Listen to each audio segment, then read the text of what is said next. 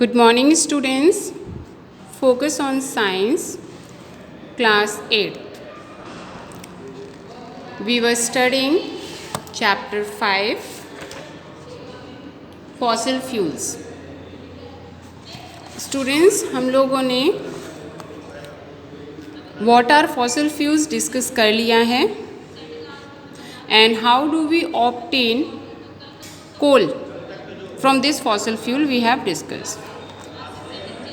जो हमारा last topic था वो हमने पढ़ा था कि हम किस तरह से इस फॉसिल फ्यूल से, जो कि वेजिटेशन है जो बरीड हो जाता है under the earth over million of years, से ऑब्टेन कर सकते हैं कोल। ये रिएक्शन तक हम लोगों ने कंप्लीट किया था। Today we will going to study about how does it formed. बच्चों, आप सबको पता है कि जो फॉसिल फ्यूल है वो बहुत ज़्यादा कंज्यूम होता है ऑल ओवर द वर्ल्ड, क्योंकि फॉसिल फ्यूल को सभी यूज़ कर रहे हैं और पॉपुलेशन ज़्यादा होने की वजह से बहुत ज़्यादा फॉसिल फ्यूल कंज्यूम होता है डेली बेसिस पे।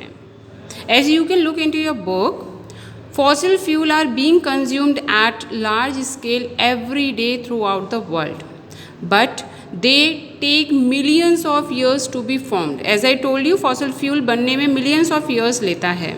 सो they can not be replenish easily once consume. Replenish का मतलब दोबारा उसे ऑब्टेन नहीं किया जा सकता। एक बार अगर वो कंज्यूम हो गया तो आप उसे दोबारा नहीं बना सकते। इसीलिए वो किस टाइप के रिसोर्सेज हो गए? वो हो गए non renewable resources. As I told you, renewable वो रिसोर्सेज होते हैं जिन्हें आप दोबारा ऑब्टेन कर सकते हैं, नॉन रिन्यूएबल वो होते हैं जिन्हें दोबारा नहीं बनाया जा सकता। तो जितने भी फॉसिल फ्यूल हैं आप उन्हें दोबारा ऑब्टेन नहीं कर सकते, लेकिन इन्हें कंज्यूम बहुत ज़्यादा पॉपुलेशन करती है, जिसकी वजह से ये डे बाय डे कम होते जा रहे हैं।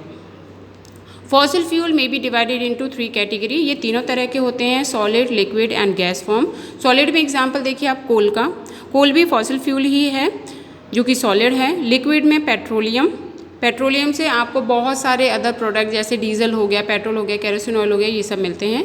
एंड नेचुरल गैस जैसे आपकी LPG हो गई, CNG हो गई, ये आपकी नेचुरल गैस। यानी कि फॉसिल फ्यूल से हमें तीनों फॉर्म्स में मटेरियल मिलता है, सॉलिड, लिक्विड एंड गैस। ये जो वर्ड है बेटा कोल, ठीक है, जो हमने अभी ऊपर फॉर्मेशन किया था, जो हमारा फॉसिल फ्यूल है, coal is drive from old English term coal, COL। इस टर्म से इसे ड्राइव किया गया है। That mean the mineral of fossilised carbon.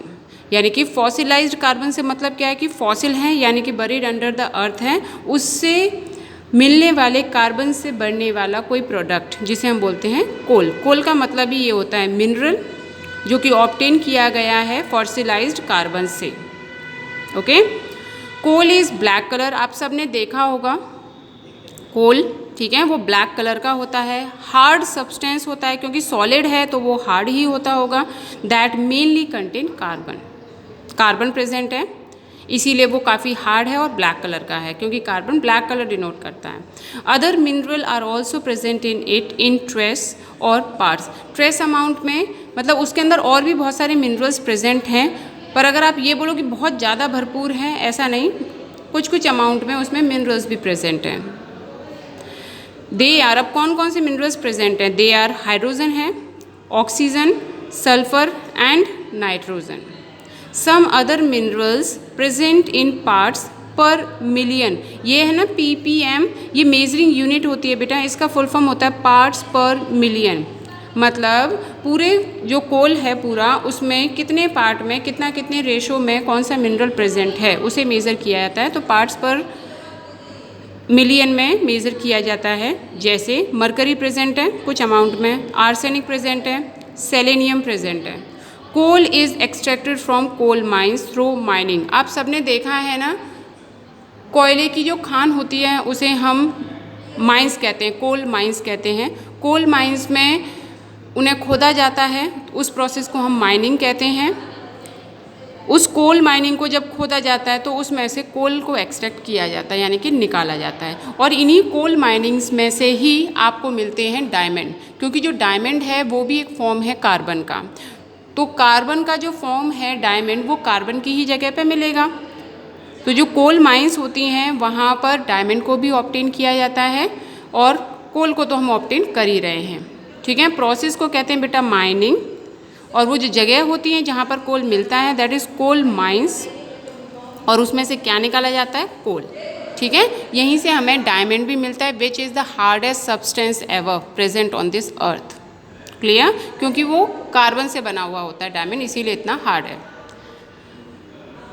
Destructive distillation of coal, कोल को ऑब्टेन कैसे किया जाता है, कैसे निकाला जाता है, उसमें से हमें एक्चुअल में जो कोल है वो कोई एक चीज़ नहीं है, उसका जब आप आगे प्रोसेस करेंगे तो आपको उससे बहुत सारी चीज़ें मिलेंगी। देखिए, when coal is heated in the absence of air, air नहीं चाहिए यानी कि वैक्यूम, एयर की एब्सेंस में जब आप उसे हीट करेंगे तो वो प्रोड्यूस करेगा coke, coal gas and coal tar. तीन चीज़ें मिलती हैं उस कोल से जब आप उसे हाई टेम्परेचर पे हीट करेंगे in the absence of oxygen. All the volatile impurities escape, volatile word का मतलब होता है उड़ जाना। जैसे आपने देखा होगा ना कि पेट्रोल है उसे आप खुला नहीं छोड़ सकते क्योंकि वो उड़ जाती है, वॉलेटाइल होती है। तो जो चीज़ उड़ जाती है, कैरोसिन ऑयल भी उड़ जाता है, स्मेल आती है और वो उड़ जाते हैं, मतलब कम हो जाते हैं। ऐसे जो स्पिरिट होता है, थिनर होते हैं, ये भी उड़ जाते हैं, ठीक है। तो इसके अंदर जितनी भी वॉलेटाइल इम्प्योरिटीज़ हैं वो सारी की सारी स्केप हो जाती हैं, हट जाती हैं। एक इक्वेशन दे रखी है आपकी बुक में, कोल 1000 डिग्री सेल्सियस टेम्परेचर लिया गया, क्योंकि हीट करना है तो हाई टेम्परेचर देना पड़ेगा, और इन the absence of air, air यहाँ पे प्रेजेंट नहीं है, और क्या किया जा रहा है, हीट किया जा रहा है एयर हटा के। तो देखो क्या क्या आपको प्रोडक्ट मिला, ये जो कोल है यही कोल आपको 3 प्रोडक्ट दे देगा, एक तो कोक दिया, कोल तार दिया, कोल गैस दी, और ये जितने भी प्रोडक्ट आपको मिले हैं सारे के सारे अमोनिकल प्रोडक्ट हैं। अमोनिकल प्रोडक्ट से मतलब है अमोनिया इनमें प्रेजेंट है, जो अमोनिया के फॉर्मेशन से बनते हैं उन्हें हम अमोनिकल प्रोडक्ट्स कहते हैं, क्लियर। चलिए अब हम जरा इन तीनों के बारे में पढ़ लेते हैं। सबसे पहला है आपका coke, coal without any volatile impurities and moisture is coke, coal ही है क्योंकि कोल का ही पार्ट है, तो कोल ऐसा कोल जिसमें वॉलेटाइल इम्प्योरिटीज़ ना हो, उड़ने वाली जो इम्प्योरिटीज़ मीन्स डर्टी या फिर गंदगी बोलते हैं, तो उसमें वॉलेटाइल इम्प्योरिटीज़ ना हो, उसमें कोई मॉइस्चर ना हो, उसे हम क्या बोलते हैं, कोक बोलते हैं, ठीक। नेक्स्ट आप देखो बेटा, इट इज़ 98% प्योर कार्बन, जो हमारा कोक होता है वो 98% प्योर कार्बन होता है, and is very useful as a fuel, fuel के लिए हम इसे यूज़ करते हैं। It is a good reducing agent and widely used in metallurgically process to reduce matters from their oxides. It has a rough texture. जरा coke के बारे में पढ़ें तो सबसे पहले कोक प्योर कार्बन है, इसे फ्यूल के तौर पे यूज़ किया जाता है। ये एक बहुत ही अच्छा रिड्यूसिंग एजेंट है, ठीक है, और उसे बहुत ज़्यादा यूज़ किया जाता है मेटलर्जिक प्रोसेस पर। मेटलर्जिक प्रोसेस का मतलब होता है कि जो मेटल्स होते हैं, मेटल्स को अगर आपको रिड्यूस्ड फॉर्म में लाना है तो उसके लिए हम इसे कोक को यूज़ करते हैं to reduce the metals from their oxide. आपको मैंने बताया था ना, मेटल कभी भी अगर ऑक्सीजन से रिएक्ट करता है तो वो मेटल ऑक्साइड बनाता है।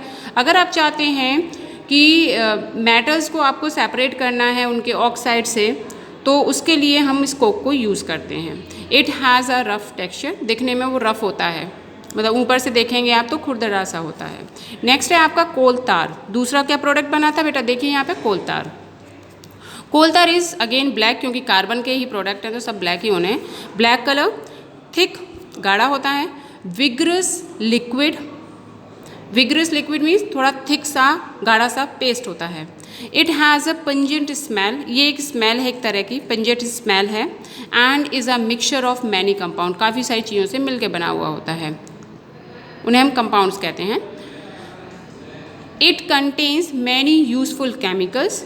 We can get benzene, toluene, naphthalene, phenol etcetera from coal tar. मैंने बताया ना कोल तार क्या है, एक कंपाउंड से बना हुआ है, तो उसके अंदर बहुत सारी चीज़ें मिक्स हैं, तो बहुत सारी चीज़ों में से आप उसमें से benzene, toluene, naphthalene, phenol obtain कर सकते हैं कोल तार में से।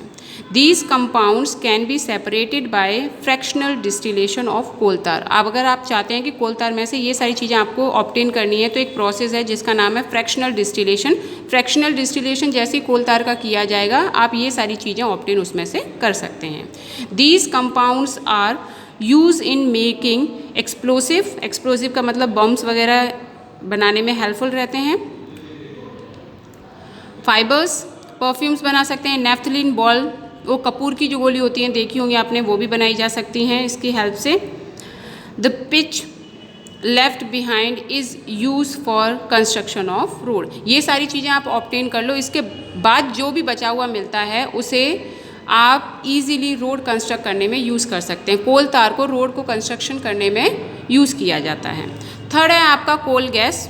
दीज गैस आर मेनली, कौन कौन सी गैस हैं? हाइड्रोजन मिलती है, मीथेन मिलती है, कार्बन मोनोऑक्साइड मिलता है। ठीक है, हाइड्रोजन आप सबको पता है H2, मीथेन हो गया आपका CH4 और कार्बन मोनोऑक्साइड होता है CO। Coal gas work as efficient fuel for industrial purpose. Industrial purpose के लिए आप इन गैसेस को यूज़ कर सकते हैं। प्लस लास्ट में आपका क्या है? अमोनिकल प्रोडक्ट्स जो अमोनिया से बने होते हैं। Such products are use as fertilisers. आप सबको पता है कि अमोनिया है ना एक तरह का फर्टिलाइज़र है जिसे यूज़ किया जाता है फील्ड में। तो जितने भी अमोनिकल प्रोडक्ट्स हैं उन्हें आप फील्ड में यूज़ कर सकते हैं। ओके क्लास, आपका होमवर्क है डिस्ट्रक्टिव डेस्टिलेशन ऑफ कोल, आपको पूरा पढ़ना है, याद करना है। यही आपका आज की क्लास का होमवर्क है। Thank you all.